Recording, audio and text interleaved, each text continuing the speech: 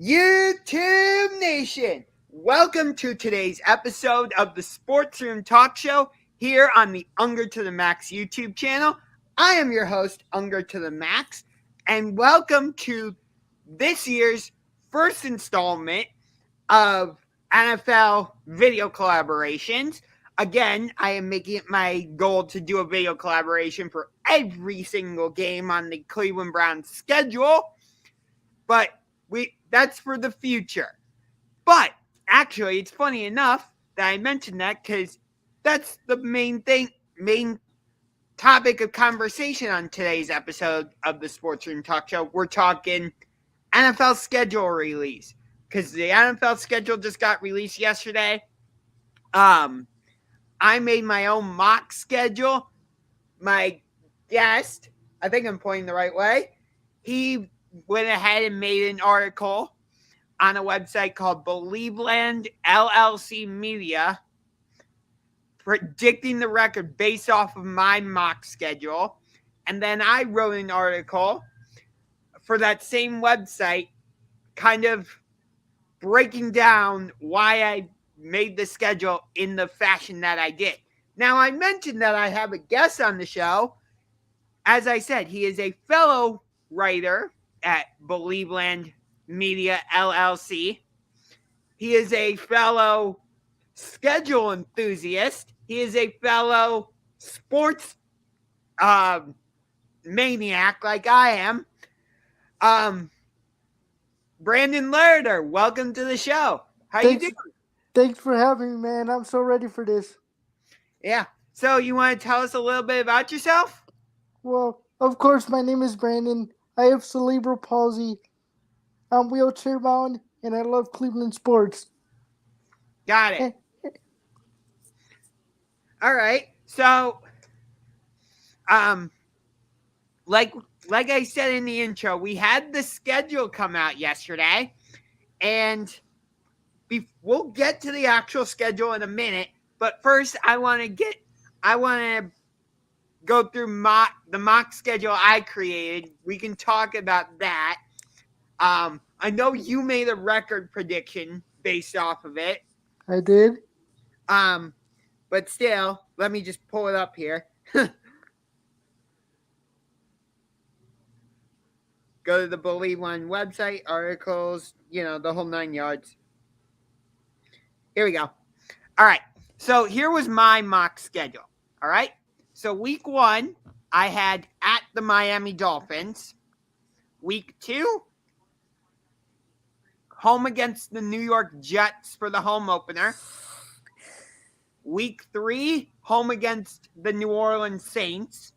Week 4 was I predicted would be our first AFC North divisional opponent, as we would be at Baltimore. Week 5, I had us at Pittsburgh. Week 6, home against the Tampa Bay Buccaneers for Monday Night Football. Week 7, at the Carolina Panthers. Week 8, at Cincinnati. All right. Week 9, at Buffalo on Sunday Night Football. Week 10, the bye week. Week 11, home against Pittsburgh. Week 12, home against the New England Patriots. Week 13, home against the Baltimore Ravens. Week 14, at Houston. Week 15, home against the LA Chargers on Sunday Night Football. Week 16, at the Washington Commanders. Week 17, at the Atlanta Falcons. And Week 18, home against the Cincinnati Bengals. So when you were writing your schedule prediction or your record prediction article based off of that schedule, what were your thoughts? I was going off opponents and how we match up against the opponent. That's how I did our mock schedule, and that's how I did my predictions. Right, but what I meant more is like, what did you think of the schedule when you were making your predictions? Did you like how I made the schedule? What were there any Yeah, I did. I like how you gave us an easier opponent to start the year too. And I like our home opener. And I honestly thought you didn't get any of the uh Monday night, Sunday night football games wrong. Honestly, I thought you would get like one or two right. But it's Yeah. pretty interesting how the actual schedule came out. Yeah, so we'll take a look at the actual schedule now and we'll see how I did. Um, I can tell you right off the bat, I got the freaking home opener right. Yeah, that was nuts. The week and the opponent. Yeah, because the actual schedule goes like this: week 1 at the Carolina Panthers, week 2 home against the Jets. So that's 1 point for me. Week 3 Pittsburgh on Thursday Night Football. Week 4 at Atlanta. Week 5 home against the Chargers. Week 6 home against the Patriots. Week 7 at the Ravens. Week 8 home against Cincinnati on Monday Night Football. Week 9 is the bye week. Week 10 is at Miami. Week 11 home against at Buffalo. Week 12 at home against Tampa Bay. I think I actually wait a minute. Did I have Tampa Bay right too? Wait a minute. Nah. Never mind. I got my hopes up. Week 13 at Houston. I was off by 1 week with Houston. 1 damn week. Week 14 at Cincinnati. Week 15 home against Baltimore. Week 16 home against New Orleans. Week 17 at the Commanders. Wait. I think you got the Commanders right. I was off by 1 week with them. Oh my god. 1 week. Because I had them as week 16. It's actually week 17. And then week 18 at Pittsburgh. So I didn't do that badly, actually. Right. You were just off a couple weeks. Yeah. But I'm surprised that we only have 2 primetime games this year. Me too. And no Sunday night football. Right. The good thing is both of our primetime games are at home. But right. It's just like a bunch of them are 1 o'clock. Like I honestly like 1 o'clock. I don't like waiting till 4 or 8 o'clock. Yeah, I've heard that same argument. I've also heard that people don't like the 8 o'clock time slot because the game doesn't finish till like midnight, so you don't get to bed until late, which, excuse me, I understand that argument. But if you're in prime time, it's like the whole NFL world is watching you. There's right. Like you're not competing with Pittsburgh at Jacksonville, for example. Right. Don't ask me where I magically came up with that matchup. But still. I honestly think some of our games are going to be flexed, and they left us open to a possible flex or two throughout the season. Yeah. Because there's no way our team, especially if we start out hot and all that, I don't see how the NFL isn't going to flex us. Yeah.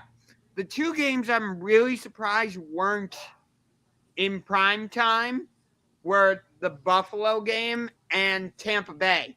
Because you would think, like, I know Deshaun Watson could possibly get suspended this season. We'll see. But let's say Deshaun Watson is not suspended, just for the sake of argument, discussion. If Deshaun Watson is not suspended, the Browns are projected to be one of the top teams in the AFC, right? Yes. And a lot of people are picking the Buffalo Bills to go to the Super Bowl. Some are even picking the Bills to win the Super Bowl. Maybe these 2 teams meet in the AFC Championship game. You don't want to put that caliber of matchup on Sunday Night Football? Monday Night Football? The ratings would be insane. Exactly. And there's a possibility that we can have two high-flying offenses. So there's going to be a lot of scoring too. Yeah. It's funny that you mentioned that. I wrote about that when I wrote my article. I said, this is what I said about this game. This is such an intriguing matchup to end the first half of the season for the Browns. Could we see these two teams go at it again come postseason time? This feels like a very real possibility. Cleveland and Buffalo are two of the most passionate fan bases in the NFL. The quarterback matchup is fantastic as Deshaun Watson goes against Josh Allen. The stylistic matchup between these two offenses makes this game that much more intriguing. Buffalo likes to throw the ball all over the yard, and they don't really have a run game, whereas Cleveland likes to slow the game down, run the ball, and build the passing game off of that. Given the potential implications of this game, plus a few other factors, it makes sense for the Browns and Bills to meet in the middle of the season and for it to be on Sunday Night Football. Right. And I predicted a shootout with us falling short. Yeah, which I understand that. But, it's the dog pound against Bills Mafia. I think that's a game that's going to be flexed. There's no way it's not going to be flexed. I think the NFL screwed up right away by even making it a 1 o'clock game. You think it should be 4:15?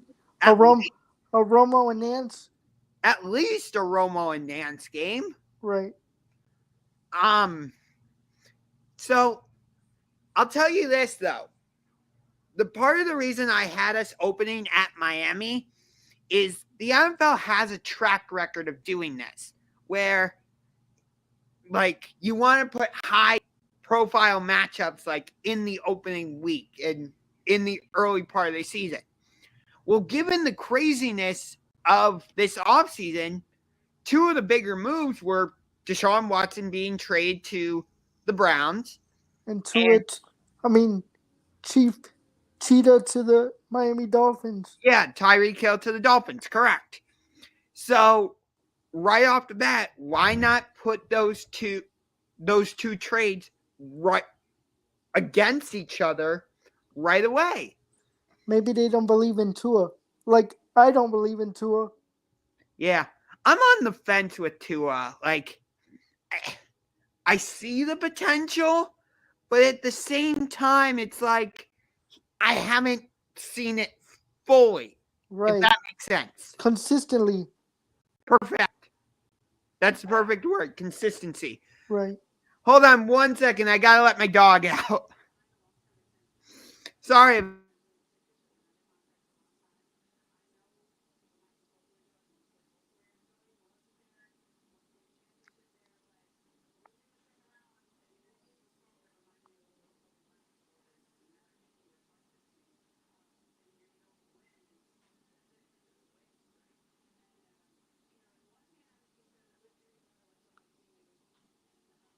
My apologies about that. No, you're good. But what other games on the Browns schedule caught your eye when it got announced? I like the Bucks. Yeah, that was another game when the Bucks, the Chargers, Baltimore, Cincinnati. There's a lot of intriguing games. Yeah. Tampa Bay and the Chargers were two other games that I thought, like I said in my preview article, these two should be in primetime games. And they're both just 1 o'clock games. What? So you have an issue with the times and not having enough primetime games? You think we deserve more primetime opportunities and better? Unless the schedule makers have an inkling that Deshaun Watson's going to be suspended. That's what I'm thinking. But by the same token, if that is the case, I don't think they would have put us in Thursday Night Football in Week 3 against Pittsburgh. Yeah, that's very true. So it's a weird thing. And again, I get it with primetime games running late and all that. And so people don't really want a lot of primetime games. But again, if you are in the primetime window, it means the NFL schedule makers view you as a contender. Like Cincinnati won the AFC championship game last year. They were a few minutes away from winning the Super Bowl. And I think they have like 4 or 5 primetime games this season. Right. And the Rams at one point, I think, have like 3 or 4 primetime games in a row. I think we have two, three games that are going to be flexed. I know I keep saying that, but there's no way you're not going to be able to flex the Browns, especially if we start out hot. Yeah. I agree with you. But I have a question for you. Have you looked at the Tampa Bay Buccaneers schedule yet? I have not. Okay. I think Tom Brady possibly made the Buccaneers schedule or something. Seriously. You think it's easy or? All right. I'm going to pull it up. I might be able to share it. Let's see. Let's see if I can do this. Never mind. All right. So they have at Dallas, at New Orleans, home against Green Bay, home against Kansas City, Sunday Night Football, home against Atlanta, at Pittsburgh, at Carolina, home against Baltimore on Thursday Night Football, home against the Rams, home against Seattle, bye week, at the Browns, home against New Orleans on Monday Night Football, at San Francisco, home against Cincinnati, at Arizona, home against Carolina, and at Atlanta. So you think the back half of that schedule is weak? No, that's not even what I'm saying. But like their toughest games: Green Bay, Kansas City, Baltimore, LA Rams. They get Cincinnati Bengals. All of those games are at Tampa Bay. They don't have to go on the road for any of those games. Oh, I see what you're saying. Like, yeah, that's very true. Yeah, I'm calling total bullshit on that one. Right. Hey, they got to make Tom Brady look good. It might be his last season. You think this is his retirement tour? Yeah. So are you saying that based on him getting that deal with Fox? Yeah. I think he's like, oh, I'm gonna go compete for one more Super Bowl, see what I can do. If not, then I'll just ride off into the sunset, into the Fox studio. So what happens if the Buccaneers somehow go 8-9 this season or 7-10? You think that's how Brady's gonna want to end his career? Hey, look how much money he's getting in Fox though. That's true. What is it? 10 years, $375 million? Yeah. Yeah, that's a valid argument. I'll give you that one. He's one of the highest paid analysts, if not the highest paid already, and we don't even know what he's gonna be as an analyst. Right. Yeah, we were talking about that on my show on the Sports Generals yesterday. Like, is he going to be able to, when he's like explaining plays and stuff, is he going to be able to do it in a way that casual fans are going to be able to understand? Is he going to be able to be entertaining? He might be rattled at first, but I think he'll get the groove of it. I honestly like Tony Romo. I know he gets a lot of slack, but I really like when he calls games. I don't know if he's gonna beat Tony Romo. I'm not saying that, but I think he can be like a Greg Olson or like one of those. Yeah. I'm pretty sure I read that Brady's actually going to take Greg Olson's spot as the lead analyst once he retires and goes to the booth. Oh wow! I wonder what they're gonna do with Greg then. Probably move him to a different broadcast. If I had, Wow. if I had to guess.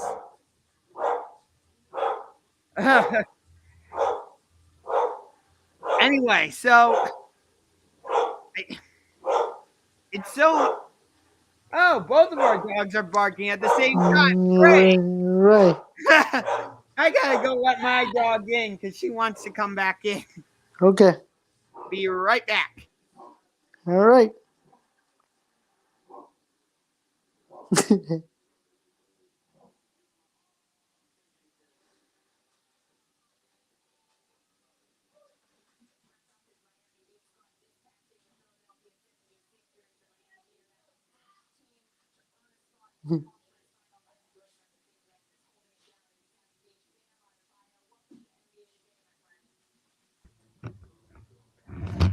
Okay, there we go. Now I should be good. We're back. Yes. So again, I apologize about that, but hey, Hey, my dog. dogs gotta be dogs. Yes, dogs have to be dogs. You're right. I mean, it's fitting because we are the dog pound. Right. And we are talking about the Browns. Yes, which it's funny. There was actually a period of time where I was trying to make an argument that since we have the dog pound and we have an actual dog as a mascot, and then we have Chomps, I'm like, we may as well change our name to the freaking Cleveland Bulldogs. Right. That's what it looks like. Yeah, Our picture and stuff, it looks like a bulldog. yeah. I'm just like, what? I mean, that argument died quickly because Right. everybody was like, no, get out of here with that garbage. You're stupid. You're probably the only one with that take too. Most likely, yeah. But so I'm not trying to advocate for that anymore. Like, I'm fine with them being called the Cleveland Browns. Right. I still don't think they have a logo though. I do not view that orange helmet as a logo. Nope. I honestly think we should use the elf or the dog as something. Yeah, I'm with you on that one. Like, why not put the orange? Why not put the elf on the helmet and make that the logo? Why not put the dog head on the helmet? Right. Brownie the elf is awesome. Yeah, I love Brownie the elf on our helmet. yeah. I mean, he's he's a mascot that's at every game along with Chomp, so why not? Right. I mean, we're the only team in the league without anything on our helmets. I mean, Right. Pittsburgh, they have their logo on one side, not the other, but at least they have a logo on their helmet, Right. whereas we don't have anything. We don't have anything. So, what are some other games from the NFL schedule that stood out to you? From ours, Either from ours or just in general? I like the primetime Monday night openers for the opening week. Oh, Broncos at Seahawks? Yeah. Yeah, I like that too. What a matchup though. For Russell Wilson to play against the Seahawks week 1. Yeah, for sure. Did you see how many, I don't know if you can look it up, but did you see how many primetime games the Broncos have? No, I didn't. I'll look this up now actually. Um let's see here. Like half of their schedules like primetime. It's insane. Let's see.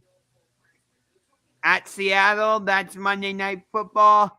Week 3 at home against San Francisco, that's Sunday Night Football. Week 5, home against Indianapolis, Thursday Night Football. Week 6 at the Chargers, Monday Night Football. I guess week 8 against Jacksonville is a primetime game, but they're over in London and on ESPN Plus, so I don't know if that really counts or not. Right. But and then you have week 14 against Kansas City, Sunday night football. Wow, you're right. I feel like they're going to be overhyped and people are going to be disappointed. Interesting take. Why do you say that?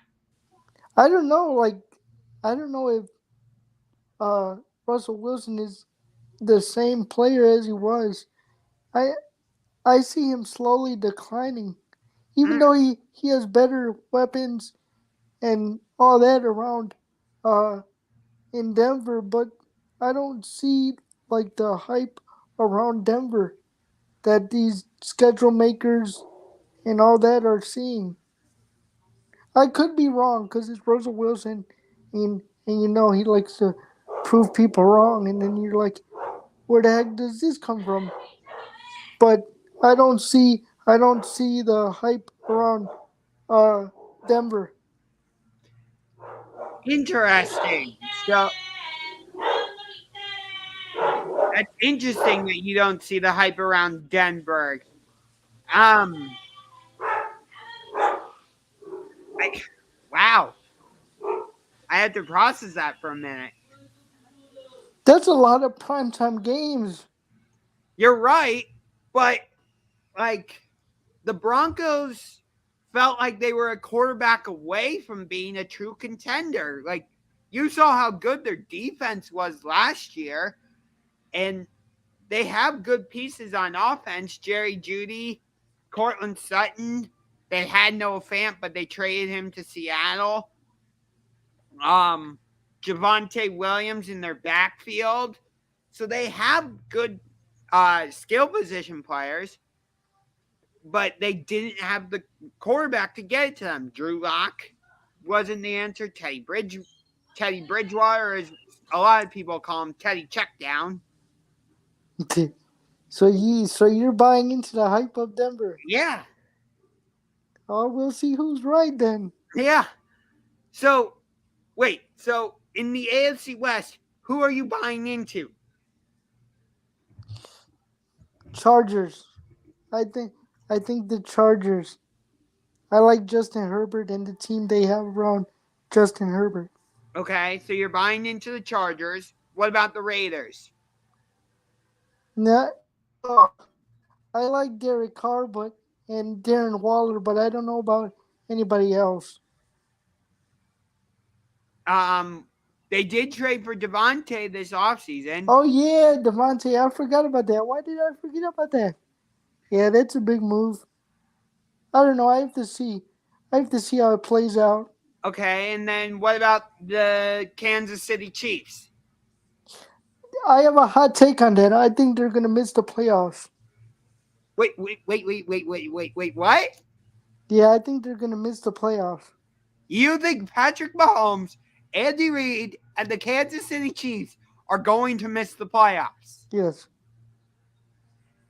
Please elaborate. I just feel like they lost a lot of key pieces. You mean in Tyrann Mathieu and Tyreek Hill? Tyreek Hill. Yeah, I think those are going to be key pieces. And uh, Patrick Mahomes hasn't been what he. Well, he's still a great player and is remarkable, but he hasn't been what he was when he first came into the league. I feel like the league's caught up to him. Huh. Are you saying that based off of his performance in solely in the AFC Championship game against Cincinnati, or are you No, I just feel like in general saying, he's due for he's due for a down year. And like I said before, I think the league's caught on to his tactics and what he likes to do. that's an Mm. interesting take? They have Kansas City has a tough schedule, as you would imagine.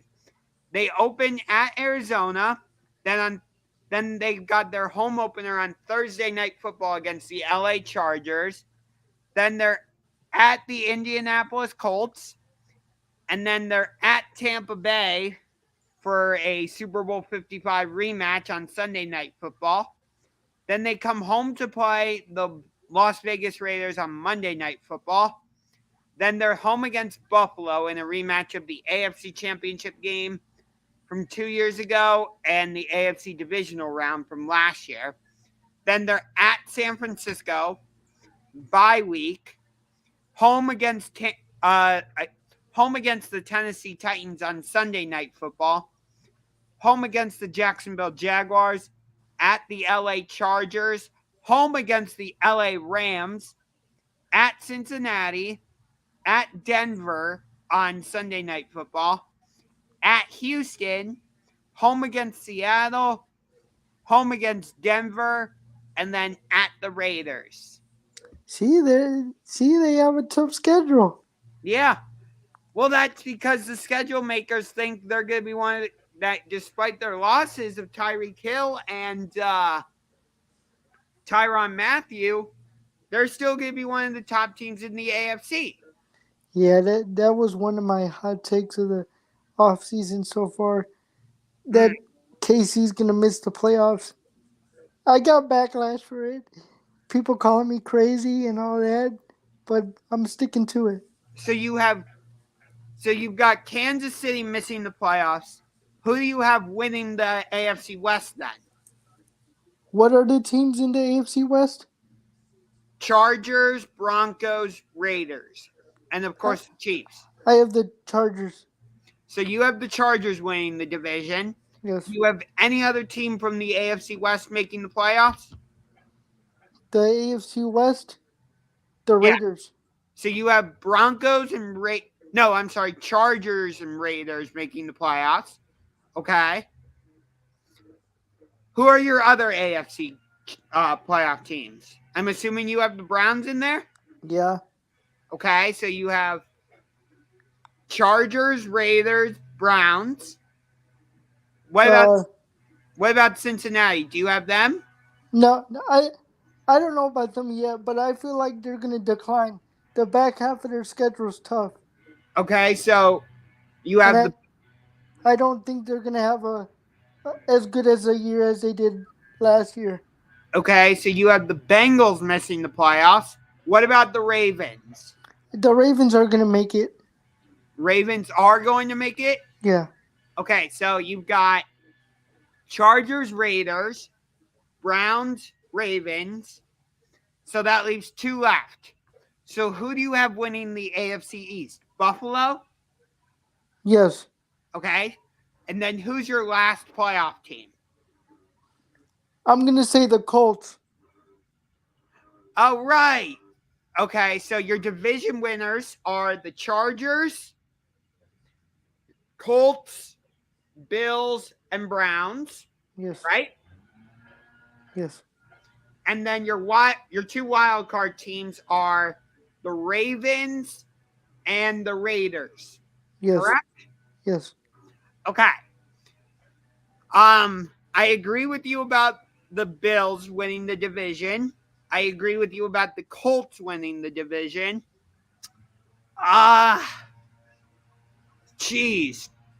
Chargers winning the division. That's such a the AFC West is so hard to predict, especially when it's only Friday the 13th in May. Right. Because so much can change. I could see the Raiders actually winning that division. Interesting. Yeah, I think Derek Carr is with Josh McDaniels. I think that's a really good pairing. I like what they have on offense because not only do you have Darren Waller and Devontae Adams, but you've got Hunter Renfrow, you've got Josh Jacobs. So you do think Josh McDaniels is going to bounce back? Yes, I do. Okay. But I still have the Chargers making the playoffs as a wild card. So I have Raiders, Bills, Colts. From the AFC North, I'm going to agree with you about the Browns. So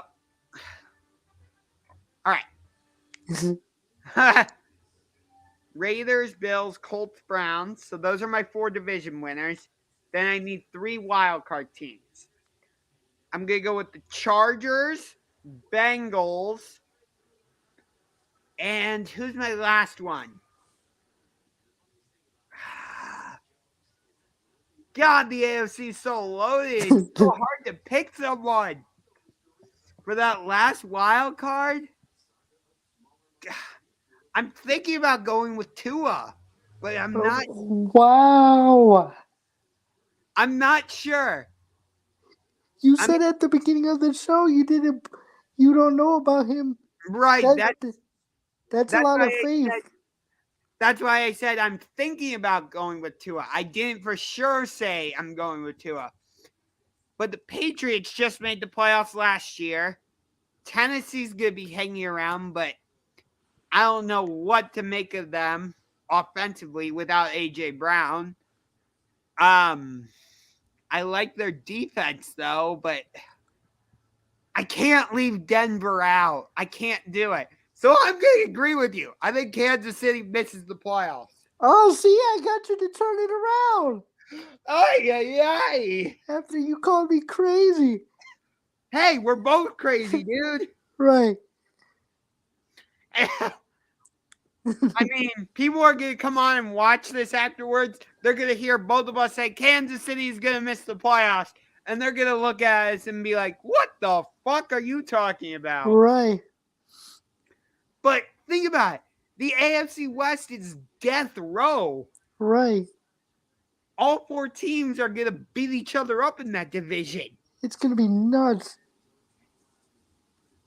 And the crazy thing is, like, 3 out of the 4 teams improved in that division. The Chargers went out and traded for Khalil Mack, and they signed arguably the best corner in the NFL in J.C. Jackson. Or maybe not the best corner, but one of the best corners. Then you have the Broncos. They go out and trade for Russell Wilson. And then, of course, with the Raiders, they go out and Devontae. Correct. They trade for Devontae Adams. They got Chandler Jones to pair with Max Crosby. And then the Colts got Matt Ryan. Yes, they did. And they traded Carson Wentz to the Washington Commanders.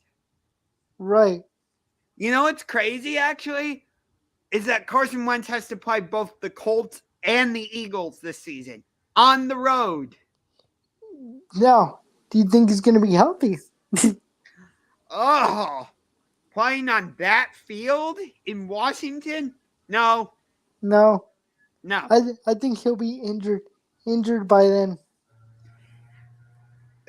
If he's healthy for that game when they play at Philadelphia, oh my God. It's a Monday night football game. So Eagles fans are absolutely going to tear him to shreds. Right.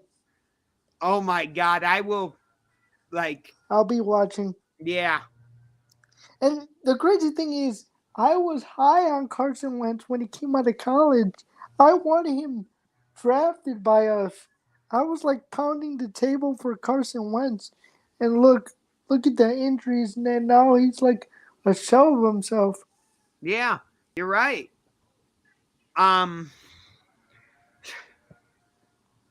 We have to play the Commanders too, so that's going to be fun. Hopefully, Nick Chubb doesn't tear his ACL in that game. Oh, why are you saying that? Don't say it. Oh, I'm not. Trust me, I don't want that to happen, Brandon. I'm just saying, we know how bad FedEx Field is. Right. Did you not see the video last year where the gate broke and a bunch of fans fell? Right. So, it's just I would not be surprised if that happens. I don't want Nick Chubb to tear his ACL when we play that game. I'm not saying that. All I'm saying is I wouldn't be surprised. I just hate injuries, man. Oh, yeah. I feel like I wish it could be like Madden, where you can turn off the injuries all the way down to all the way down to zero. Yeah, I like that idea. Yeah, that's great. Too bad that's not a real life option. Right. But speaking of injuries, have they not played a role in the NBA playoffs? Oh my gosh. It's crazy. Yeah, I think these are the most intriguing NBA playoffs we've had in, God, I don't know, at least 5 years, I would say. I'd say so too. Yeah. What's been your favorite series so far? Favorite series was Minnesota and Memphis. That Ooh, series was nuts. I I thought that series was going to go 7. I really did. I did too. I had Memphis in 7. Yeah. If Minnesota had won that series, I think Golden State would. Minnesota could have given them a fight, but I think the Warriors would have won that series in 5 games. Yeah, I agree. Because the Warriors, I think, would have just been a total mismatch for that. I can't. They're struggling with Memphis now, especially without John Morant. It's Yeah. crazy how well they play without John Morant. Yeah. During the regular season, I think they were 20-5 without Morant. Yeah, they at least they have experience with without playing with him. You know, Yeah. it's not like, oh yeah, he gets injured tomorrow and we have to play with him, and we played with him all season. So I think that's beneficial for the Memphis Grizzlies. Yeah. And here's the crazy part. Like, we classify Morant as a superstar. And so you would think that a team playing without their superstar would struggle. But like we just said, they're 20-5 without him. Yeah, it's insane, man. I So don't know. I don't know what to make of that series now. Golden State better close it out tonight, because if not, then Game 7 is going to be nuts, and anything can happen in Game 7. yeah. Hey, we've already got one game 7 because Dallas forced a game 7 in Phoenix. And you know what's interesting about that series? Chris Paul got injured at the end of that game, his hand. So who knows how Chris Paul's going to be? Yeah, I heard something about that. Do you think that's why he hasn't been playing well in the last couple games of this series? I think age and the minutes he's playing is wearing him down. Mm. So I have an interesting take for you on this. So we're seeing like Memphis rise up, and we saw Minnesota get into the playoffs and push Memphis. We saw New Orleans get into the playoffs. They pushed Phoenix in that first round. That series was awesome. Yeah, I really enjoyed that series. I thought for sure the Cavs were getting into the playoffs. I didn't think they were going to beat Brooklyn, but We got injured at the wrong time. oh yeah, Injuries hit us at the wrong time. yeah. But you know, I don't know how long Phoenix is going to be the top team like this. Like, Chris Paul may not have that much longer in the league. And with Golden State, Klay Thompson's coming off of 2 major injuries. Right. Steph he's not on the decline yet, but I think he's going to slowly start hitting that decline. So maybe it I think it's a short window for Golden State and Phoenix and some of these other teams that have like a bunch of these veteran guys, whereas you've got teams like Boston. I would even throw Milwaukee in that mix. Yeah, Giannis has been in the league for a while, and so has Chris Middleton, but they're not like Golden State. Right. So you're gonna get these younger teams and like that taking over, correct? that are gonna wear down the vets, Exactly, yeah. because the more younger teams are able to run and be more active. I see what you're saying. Bingo. So like with this series, Phoenix and Dallas, I think that's a huge reason why Dallas was able to force a game 7. And I don't think they have a matchup that can stop Luka for 48 minutes. Yeah, but here's the problem. Like in in game 7, Phoenix is going to say, "Okay, Luka, you can get your 30 points, your 40 points, but Reggie Bullock, Spencer Dinwiddie, Jalen Brunson, Dwight Powell, can you guys get 20, 20 to 25 points for Jalen Brunson? Can you maybe get 30, for example? To like, can the role players help Luka? Because that's been the problem. When Yeah, they that's when the thing. That's the thing about Dallas. They're so inconsistent. They'll come out hot one game, and then next game they're like they suck and they can't make shots. And Luka's the only consistent player. exactly, like, if you're going to be a complete team like Phoenix, you can't have just one scorer. I have that series going 7. Well, it It is is, going 7 now, yeah, it's going 7. but I have Phoenix winning. Yeah, I have Phoenix winning. I wouldn't be surprised if Phoenix wins in a rout. Yeah, me either. But if Dallas wins, then I think Golden State is going to the championship, and Golden State is going to beat Dallas in 5. Well, so you're already penciling Golden State in to beat Memphis tonight. Yeah, Interesting. Okay. Because the way you were talking about Memphis, I would have thought you were going to say the Grizzlies were going to win tonight and force a game 7 back in no, Memphis. I just said I just put it like if Golden State doesn't win tonight, anything can happen in Game 7. Right. So flipping over to the Eastern Conference, we'll get to Miami and Philadelphia in a second. But I want to start with, or actually, let's flip it. We'll talk about Miami, Philadelphia now, and we'll save Boston, Milwaukee for a little bit later. So I think that would you say the James Harden trade officially blew up in the 76ers face? Yeah, it was overhyped. Then again, I would say the trade blew up in both teams' faces. Cause Ben didn't play. Correct. I can see that. I mean, I've never been a believer in James Harden.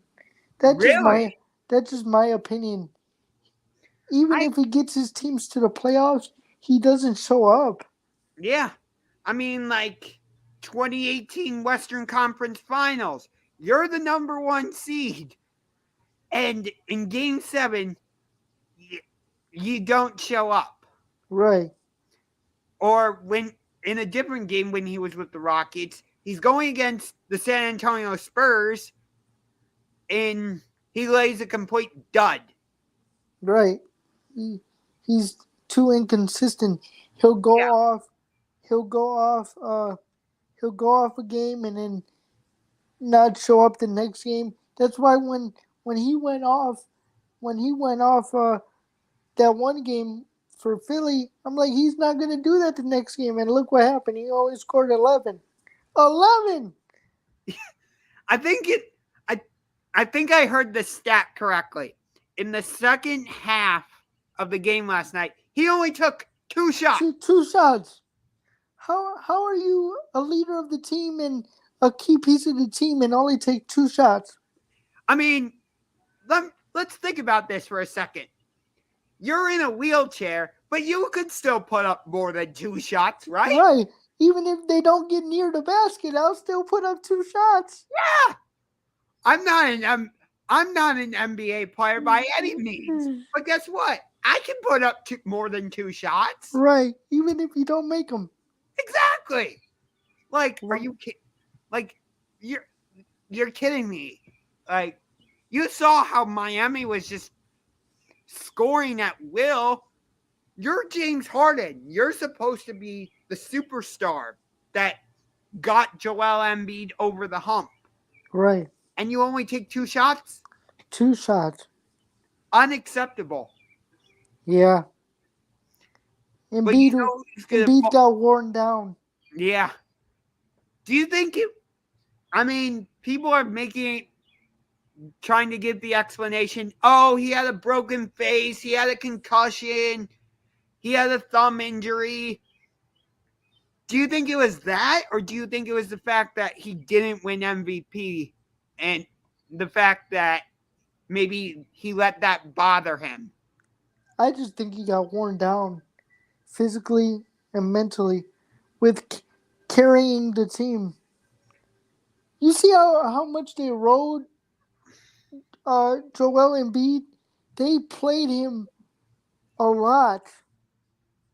A lot. And a big like that gets worn down fast Yeah. because how big they are and how much they bang in the post and rebounding.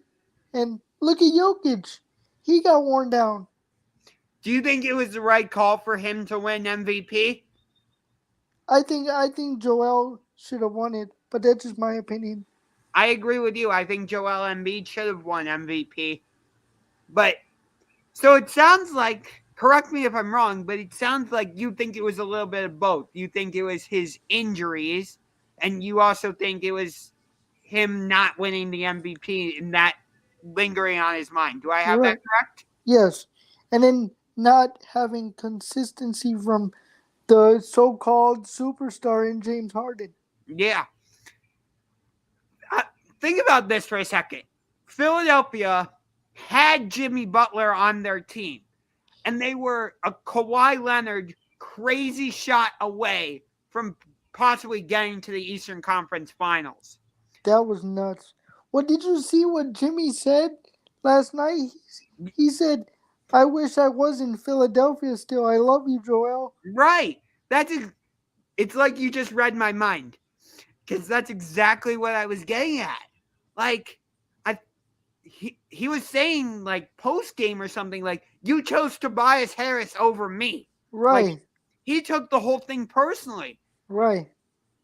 Because from what I've heard, while he was in Philadelphia, he was taking Joel Embiid under his wing. Like, this is how you should play. This is how you should eat. This is how you should exercise and all this and that.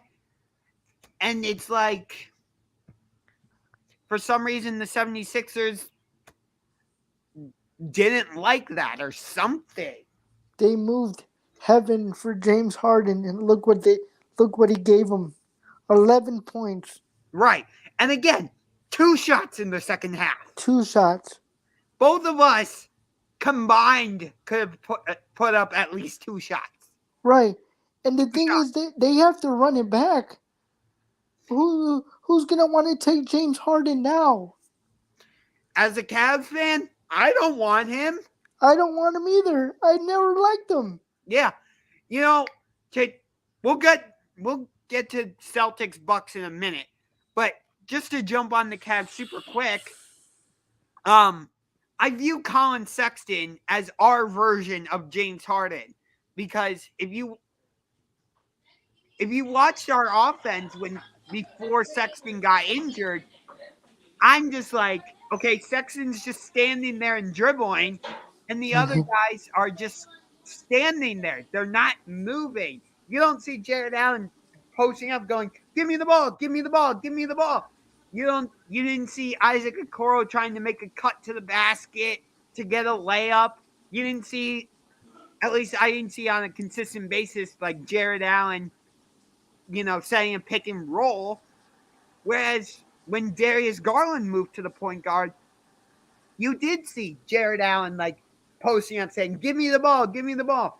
Jared Allen would set a pick on Darius Garland's guy, and Garland would get an easy cut to the basket and possibly throw an alley-oop to Evan Mobley. You saw Isaac Okoro wanting to cut to the basket and actually make a play. Did you see it that same way? Yeah, that's I always say. I've been saying that I don't see how you can bring Colin Sexton back and insert him into the starting lineup. Yeah. Maybe if he's willing to come off the second unit, Give us some bench pop. Correct. Like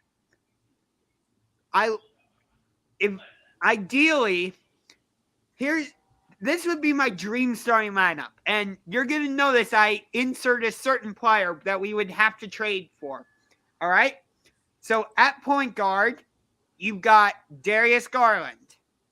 At shooting guard, out of the University of Louisville, Donovan Mitchell.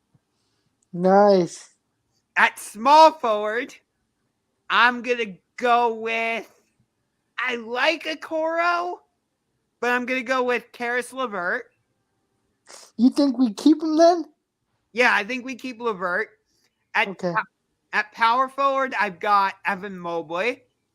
And then at center, I've got Jared Allen. What do you think of that starting lineup? I like that lineup. Here's the only reason I didn't put Okoro in that starting lineup. I like Okoro's game defensively, but offensively, it's just not there for me. Like, yeah, it's too inconsistent. Exactly. It's like there would be too many games where it's like, okay, Okoro, we need you to score here. Like, Garland needs help in the backcourt. And Okoro would score like 9 points. Maybe he would get 10 points if he was lucky. Right. The thing with Okoro, it's like he was consistent in scoring and going off when we were like up by like 25. Yeah. And when it was a close game and we needed him to step up a little bit, he wouldn't. Exactly. What do you think of that backcourt pairing, Garland and Mitchell? Do you think that would work? Yeah, I think it would work. And a change of scenery for Donovan Mitchell. Donovan Mitchell would be nice. But I ultimately think that Donovan Mitchell's going to end up in New York. I know a certain ESPN analyst that would love that. If Donovan, yeah. I mean, I don't know if Madison Square Garden is the mecca anymore, because the Knicks. I couldn't tell you the last time the New York Knicks did anything, and the New York Rangers, who the Penguins play hosting Game 6 tonight. Let's go Pens. I'm a diehard Pittsburgh Penguins fan. But like the Rangers haven't done anything since 1994, and before that, they hadn't done anything since I think it was 1940. Right. So the closest thing they did is when they got the 4th seed that one year and made the playoffs, and then they wore down Julius Randle, and then they lost. Oh, you're talking about the Knicks. Oh, you're talking about from last season when the Hawks beat them. Yeah.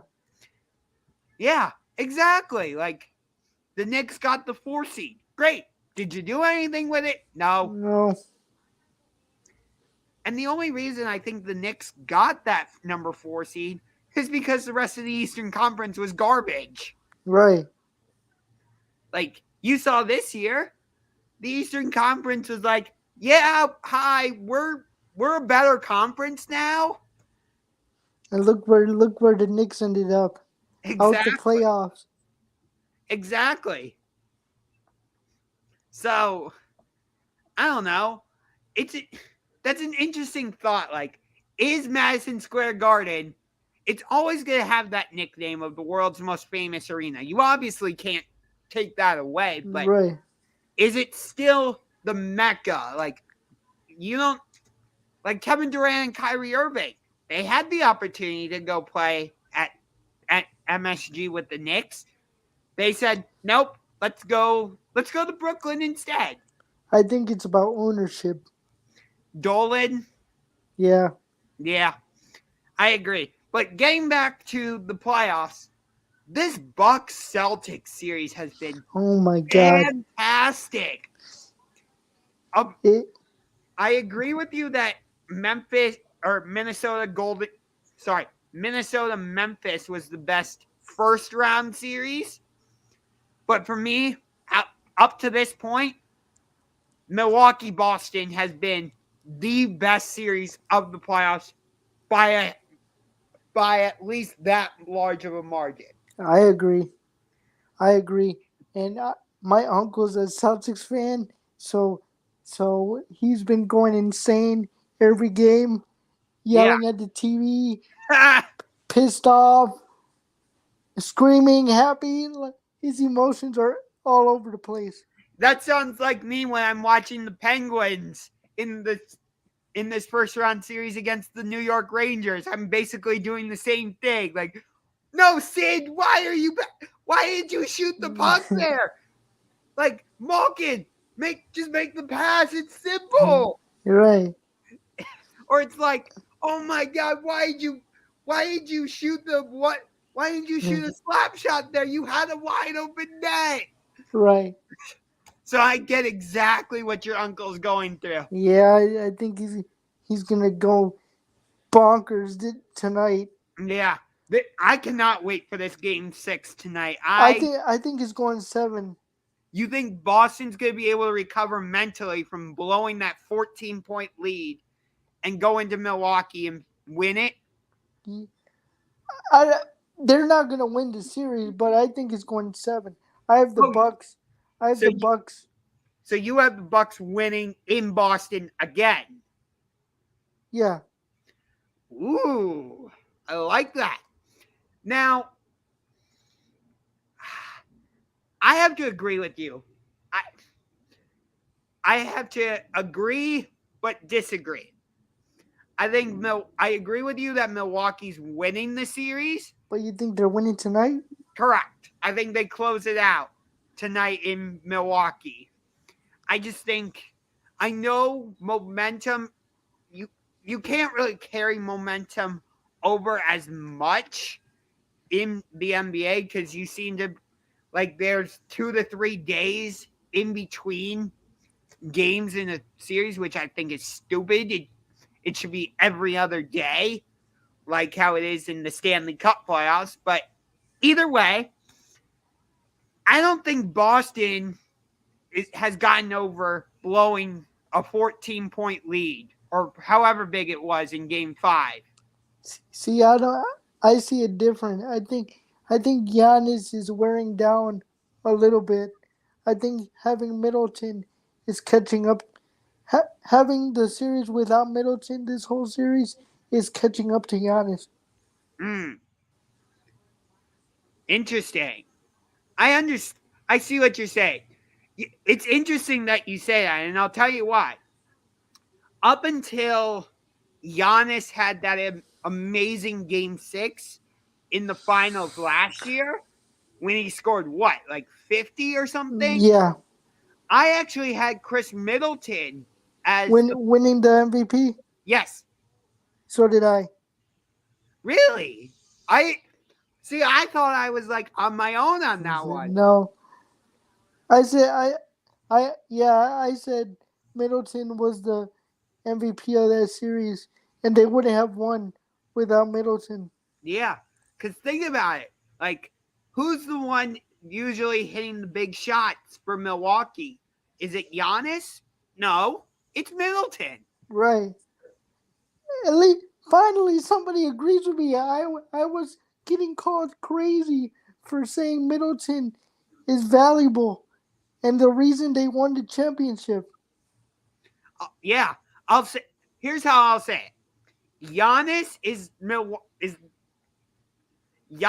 the best player on the Bucks, but Chris Middleton is the most important. Right. Like, so we agree that Giannis is the best, right? Yes. Yes. Would you say? Let me take it a step further. Would you say he's the best player in the NBA right now? Yes. You think he's taking that throne from Kevin Durant, LeBron, whoever else you want to throw in there? Yes. Interesting. I,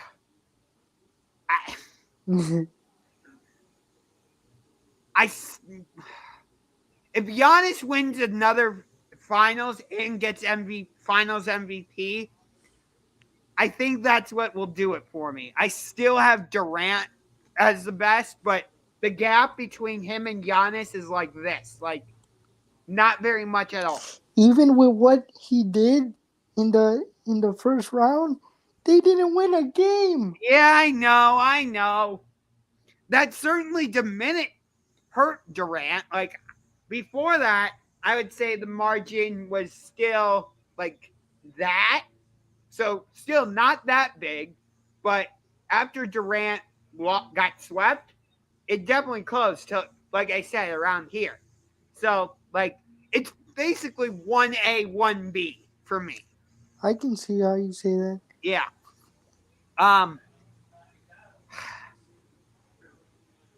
Where do you rank LeBron?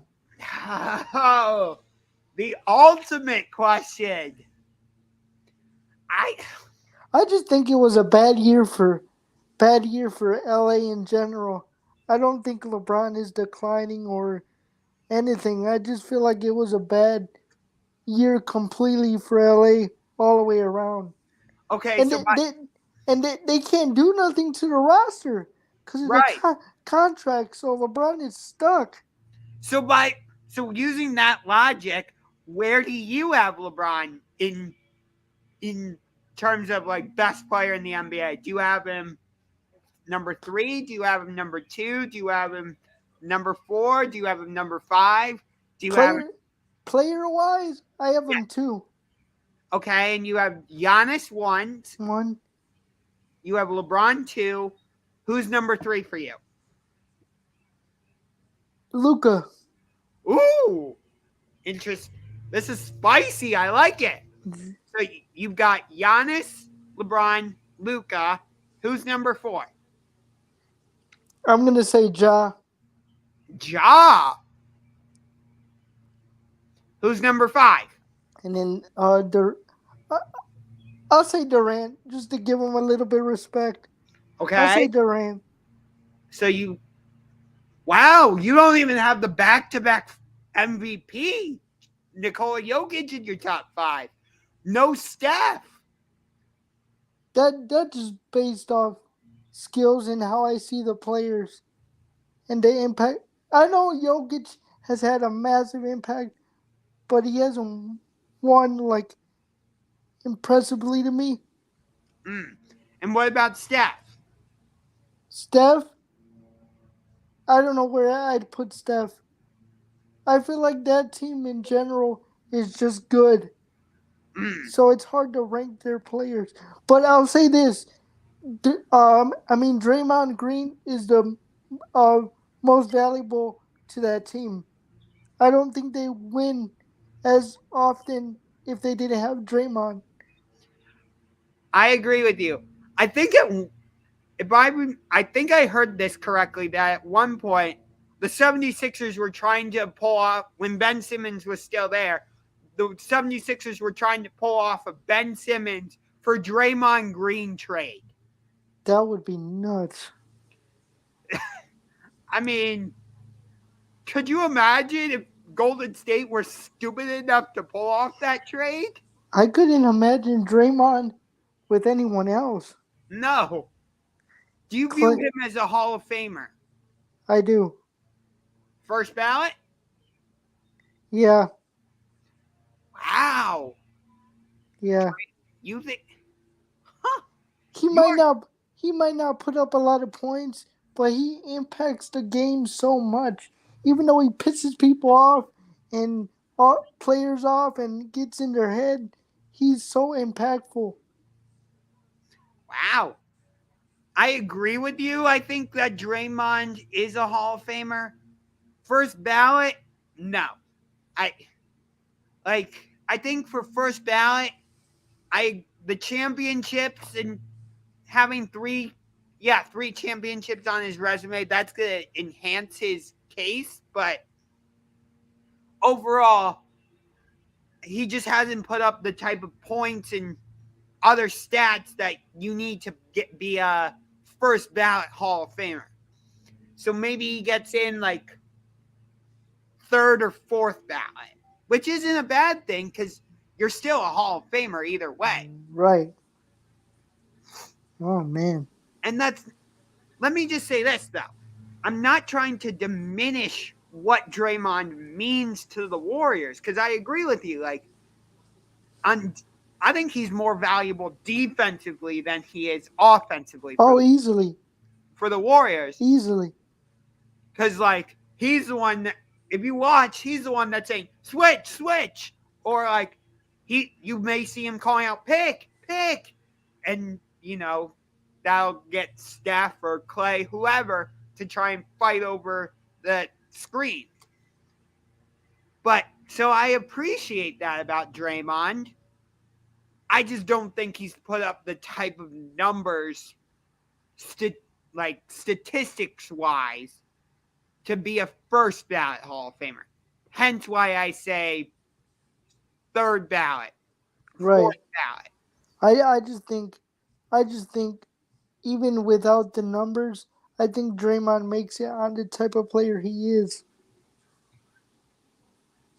Yeah, so we agree that he's a Hall of Famer, but not in terms of, but we disagree if he's a first ballot Hall of Famer or not. Right. I think we both can safely say Steph is a first ballot Hall of Famer. Oh, easily. Yeah. And the greatest shooter of all time. Oh, yeah. Okay, let me ask you this. 3-point shootout. Everybody in their prime. Who do you got winning? Ray Allen, Reggie Miller, or Steph? All three are in their prime. Steph. Ooh, you got Steph? Yeah, I think Steph. He just makes it effortless. Not that the other players you name don't, because they're sharpshooters and can go insane. But the way Steph does it, I don't see anybody. Oh, I don't see anybody breaking his 3-point record for a long time. That's gonna be insane. An insane number to reach, like Stockton with the assist. I don't think anybody's gonna reach that Steph record. Yeah. It was cool to see him break the record at Madison Square Garden. I will say that. Right. So I'm kind of backtracking on my Madison Square Garden take from earlier, although not really, because that's just one iconic moment in a list of. And you can't knock the iconic moments, but you can. You're talking about basketball wise, but the arena and all that. Oh, Madison Square Garden's always going to be the mecca. Okay. I don't know if it still is the mecca, but based on historical grounds, yeah, it's always going to be the mecca. So you said at the beginning or before we went on air that you're also a big UFC fan, right? Yes. Did you watch UFC 274 last week? I did. Okay, I did not, but I heard about it. I know you've seen the video of Chandler and Ferguson. That was bananas. If you haven't seen the video of Michael Chandler just destroying Tony Ferguson, I think you've been living under a rock. That was nuts. What did you think of Chandler calling out Conor McGregor afterwards? Did you like that? I don't know. Like, what are we gonna see from Connor? He's been out the game for a long time. I Yeah, can see why Chandler calls him out just for storyline and hype, but I don't know uh, if the fight is gonna live up to the hype it's gonna bring because of yeah, Conor McGregor being out so long. yeah, I agree. And in his last fight against Poirier, he broke his ankle. Right, I mean, he still does all his trash talk stuff. Like, even in his post fight interview after breaking his leg against Poirier, he was still talking trash and whatnot. But I'm just like, okay, you're talking the talk, but can you really walk the walk now, Connor? right. After being out the game so long, I Right. think I think he should focus on other things.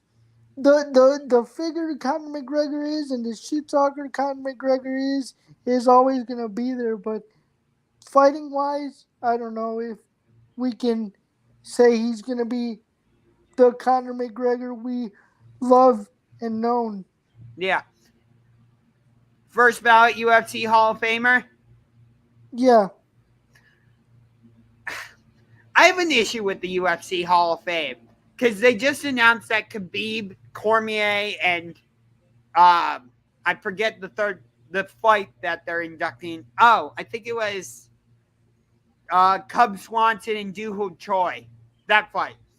But there's not like an actual Hall of Fame that we fans can go visit. Like, right.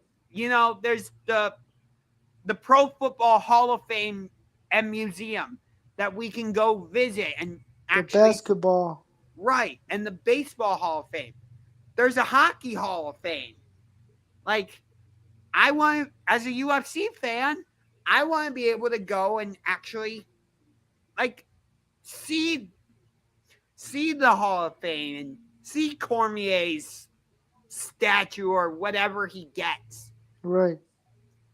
You know, like Stipe's gonna go into the UFC Hall of Fame, Yeah, but there's nothing to show for it. right? Like he gets a trophy, and that's nice, and he gets to give like a Hall of Fame speech. So yeah, that's great. But like we fans, I don't want to say we don't get to appreciate it because I certainly do appreciate it when somebody gets inducted into the Hall of Fame. But like,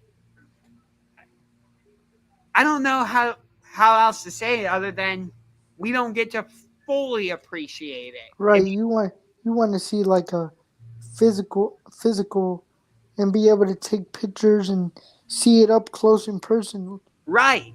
I understand.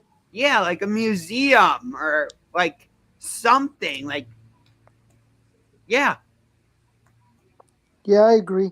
Now, talking about Stipe, you think he's coming back and fighting again or no? there's there are talks that he's gonna fight John Jones in September. And how do you feel about that? That would be a really difficult matchup for Stipe, I think. Even though he's the natural heavyweight and John Jones is coming up to heavyweight from, light heavyweight, that's still a really difficult matchup because we know how unconventional John Jones is, throwing his elbow strikes and the leg kicks that he throws and whatnot. So, And I think with him moving up in weight too, even though he's going to be bigger, he's still going to move like crazy and does what he does what he does. that's that's another thing I'm worried about is he he'll move out of the way quick. Right. And the other thing with Jones is he doesn't have to close the distance in order to do damage. Whereas Yeah.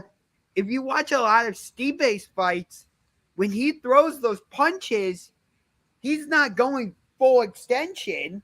He's going like half. Right. The the reach. is the difference. Exactly. For That's why, John.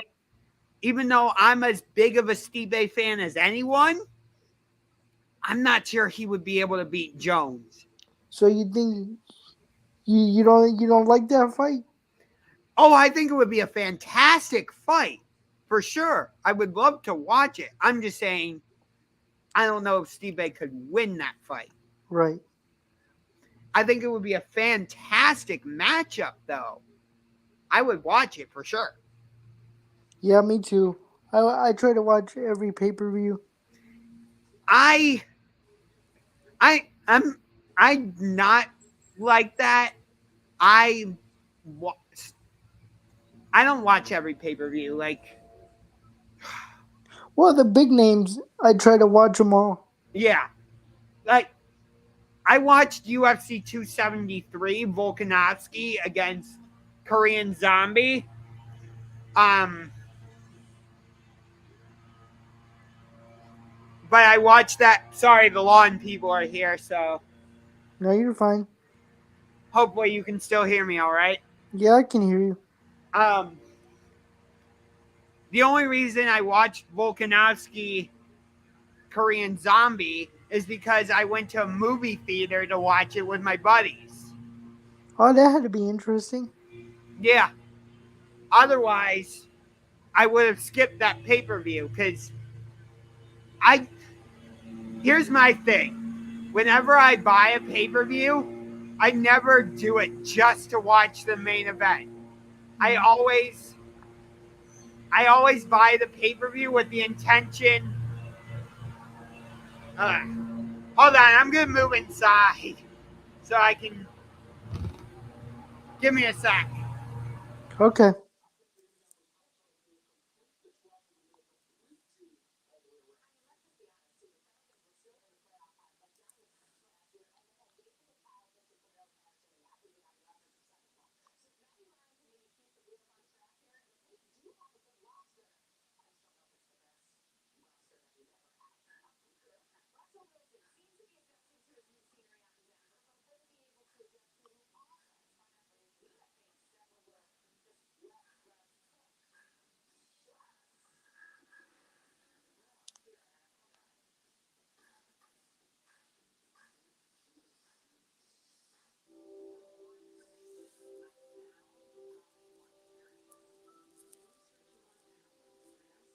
That's better. Yep. And so, what were we saying? You were talking about getting pay per views and buying them. That you don't Okay, like buying them just for the main event. right. Yeah, I never buy a pay per view just to watch the main event. I always, whenever I get a pay per view, I always do it to with the intention of watching the whole main card. Right. So you like the card to be good. Right. I get it. I get it. I might. I'll say it like this: I may buy a pay per view because I'm super excited about the main event, but that doesn't mean I'm buying the pay per view just to watch the main event. Makes sense. Yeah. Like for UFC 268, I was super excited about that Usman Covington rematch because their first fight was fantastic. Right.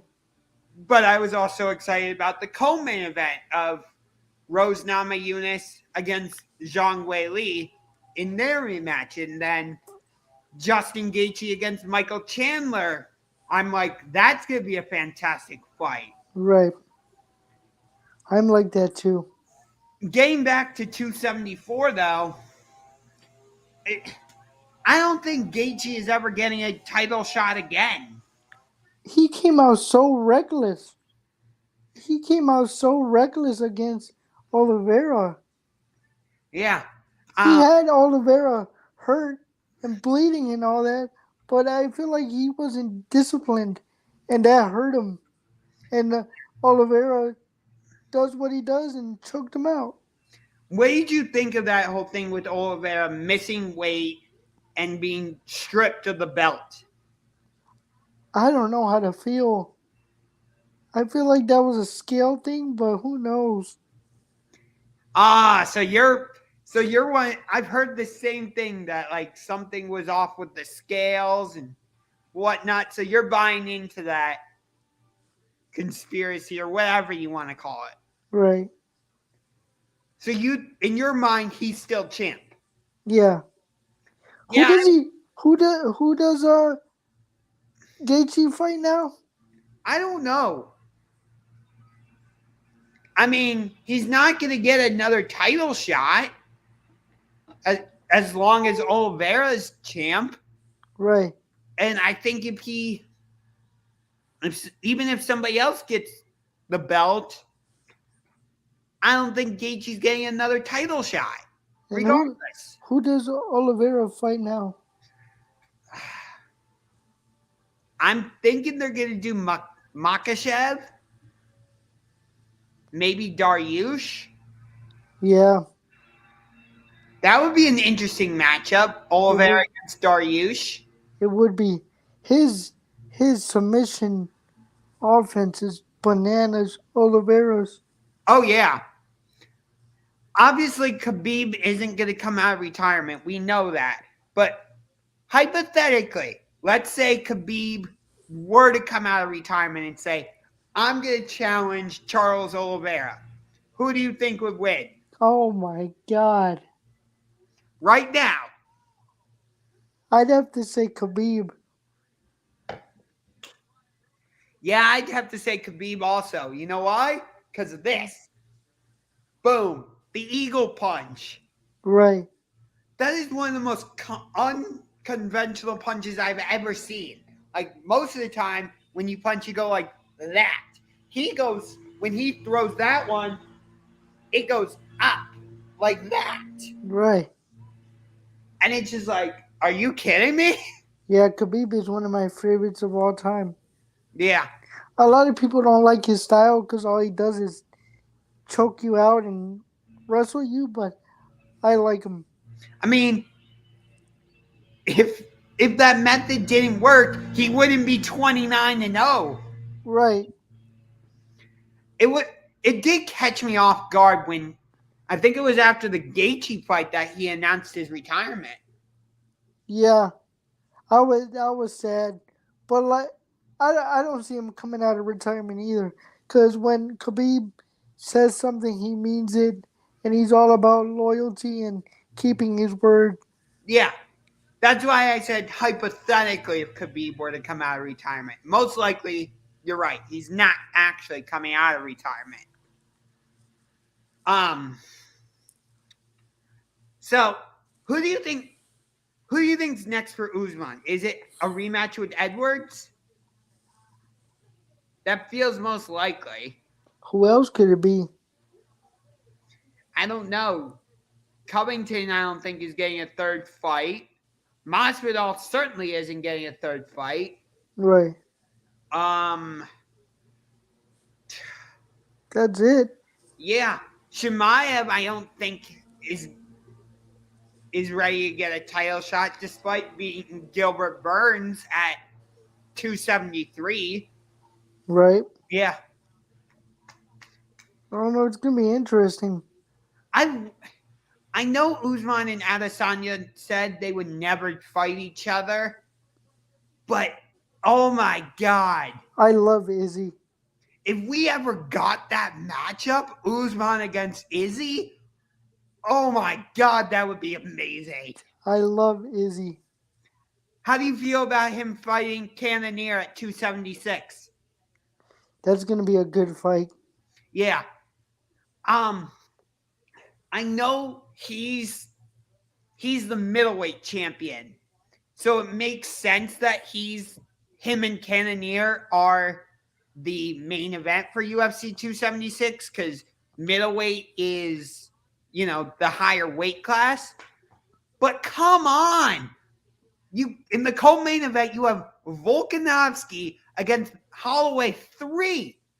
I would have put that in the main event. Right. The two of their fights were good. Yeah, that's exactly what I'm saying. Both of their first two fights were fantastic.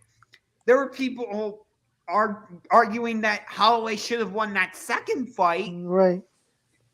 So being that they're so close, and you don't get trilogies very often. The last trilogy I can remember before Volkanovski Holloway 3 was Stipe Cormier 3. DC, yeah. Yeah. And before that, I don't know the last trilogy. Right. Because they just don't happen that often, right? Right. So, again, this is not to diminish Adesanya. I'm not trying to dismiss Jerry Cannonier by any stretch of the imagination. I just feel like Volkanovski Holloway 3 should have been the main event because that feels like the more exciting fight to me. Yeah, I agree with you, especially with their past. Yeah. But I think the card as a whole looks good. Right. So I don't disagree with the card. I just would have flip-flopped the championship fights. That's all. Right. Are you excited about UFC 275?